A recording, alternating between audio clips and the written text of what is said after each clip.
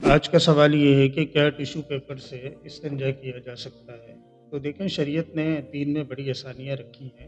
اور انسان کو یہ تاکید کی ہے کہ وہ ظاہری اور باطنی اعتبار سے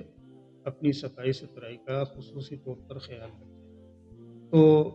استنجا کے لیے ضروری ہے کہ جس چیز سے استنجا کیا جا رہا ہے اس میں اس چیز کی صلاحیت موجود ہو کہ وہ نجاست کو اچھی طرح صاف کر دے، اس کا اثر بالکل ختم کر دے۔ تو پہلے زمانے میں اور اس زمانے میں بھی ممکن ہے کہ پتھر سے یا مٹی کے ڈھیلے سے اس صفائی کا اہتمام کیا جاتا تھا، اور ٹیشو پیپر سے بھی اہتمام کیا جا سکتا ہے اور اس سے استنجا ہو سکتا ہے۔ لیکن دیکھیں اگر نجاست بہت زیادہ گیلی ہے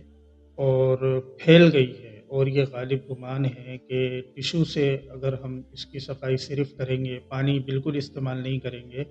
تو نجاست بالکل صاف نہیں ہوگی، اس کا اثر بالکل ختم نہیں ہوگا، تو پھر پانی کا استعمال کرنا چاہیے۔ اور سب سے بہتر طریقہ یہ ہے کہ اگر ممکن ہو تو ٹیشو کے ساتھ ساتھ پانی کا استعمال بھی کریں، یہ افضل ہے۔